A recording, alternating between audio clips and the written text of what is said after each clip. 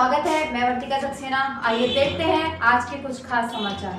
कलकत्ता के medical college में lady doctor के साथ की गई बर्बरता और उसकी हत्या को वो लोग भूल भी नहीं पाए थे कि यूपी के शाहजहांपुर में भी एक दरिंदे ने ऐसी ही घटना को अंजाम देने की कोशिश की। वो कई युवती ने बहादुरी दिखाई और दरिंदे के चुंगल से बचकर निकल आई।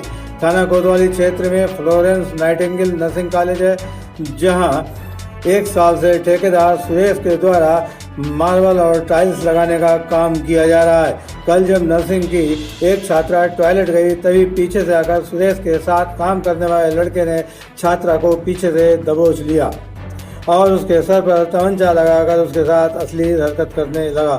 लेकिन छात्रा डरी नहीं और उसने बहादुरी का परिचय देते हुए दरिंदे से जमकर संघर्ष किया तथा उसके हाथ में काट लिया। छात्रा दरिंदे के चंगुल से छूटकर भाग गई और कॉलेज प्रबंधन तथा पुलिस को सूचना दी।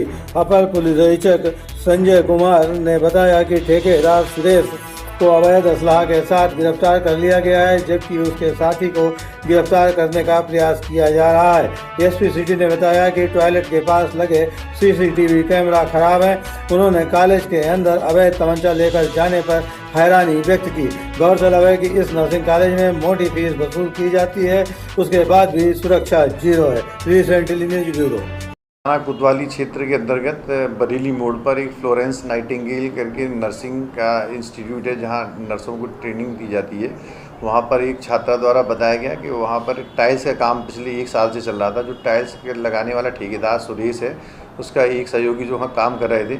कल उन्होंने किसी समय एक छात्रा जब वॉशरूम यूज़ कर रही थी, उसी दौरान उन्हें पीछे से छात्रा को दबोच कर उसके साथ छेड़खानी करने का प्रयास किया गया। उस छात्रा द्वारा रिएक्शन करते हुए उसके हाथ पर काट लिया गया। उसकी घड़ी वहाँ टूट गई, मौके से फरार हो गया।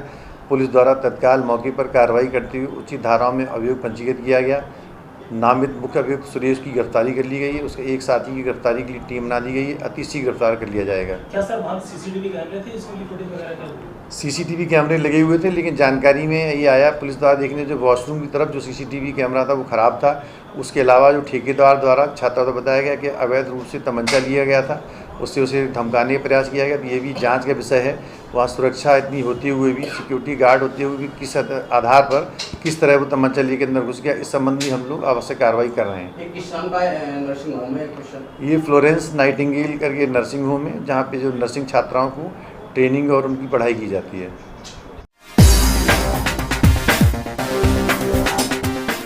यूपी के शाहजहांपुर में थाने के गेट पर सरेराह दबंग लाइसेंसी असलाह से फायरिंग करते रहे और पुलिस तमाशबीन बनी रही।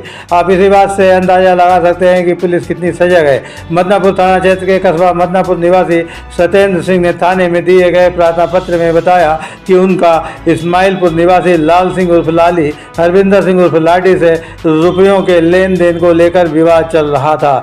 इसी बात पर एसओ मदनापुर ने दोनों पक्षों को पंचायत के लिए थाने में बुलाया था। थाने में पंचायत चल ही रही थी कि हरविंदर सिंह उर्फ लाडी के साथ आए भूपेंद्र सिंह उर्फ बिंदा व शरदवीर सिंह और उसके अन्य साथी पंचायत के दौरान सत्येंद्र सिंह को गाली गलौज करने लगे व थाने के बाहर आने पर देख लेने की धमकी दी। आपको बता दें कि ये सारा वाकया थाने के अंदर और पुलिस इंस्पेक्टर के सामने होता रहा। जब सत्येंद्र सिंह कुछ देर बाद थाने के बाहर निकले तो भूपेंद्र सिंह उर्फ बिंदा ने लाइसेंसी असलाह से कई राउंड फायरिंग कर दी, जिससे सत्येंद्र सिंह ने भागकर जान बचाई। इस पूरे घटनाक्रम के दौरान पुलिस मूक दर्शक बनी रही और दबंग थाने के गेट पर सरेराह फायरिंग कर दहशत फैलाते रहे। Recently news bureau. थाना बदनापुर क्षेत्र के अंतर्गत आज अपराह्न में सूचना प्राप्त हुई कि हरसिमरन सिंह और सत्येंद्र सिंह, दो ये साली और बहनोई, इनके बीच में 1 लाख रुपए लेन देन के पीछे विवाद था, जिसकी सूचना पर दोनों पक्ष थाने पर बुलाए गए। थाने पर पुलिस द्वारा दोनों पक्षों को बैठकर सुलह समझौता करा दिया गया। समझौता होने के उपरांत ये लोग बाहर निकले तो किसी बात में लेकर आपस में दोनों पक्षों में विवाद हो गया और एक पक्ष द्वारा दूसरे पर हवाई फायरिंग कर दी गई। मौके पर पुलिस द्वारा घेराबंदी करके गाड़ी समेत अभियुक्तों को पकड़ने का प्रयास किया गया, परंतु अभियुक्त स्कॉर्पियो के माध्यम से भाग गए हैं। पुलिस द्वारा उचित धाराओं में 6 लोग नामजद और 2-3 अज्ञात विरुद्ध अभियोग पंजीकृत कर लिया गया है और गिरफ्तारी के लिए 2 टीमें बना दी गई हैं। शीघ्र ही अभियुक्तों की गिरफ्तारी कर घटना में प्रयुक्त असलहों के बरामद करके घटना का सफल अनावरण किया जाएगा।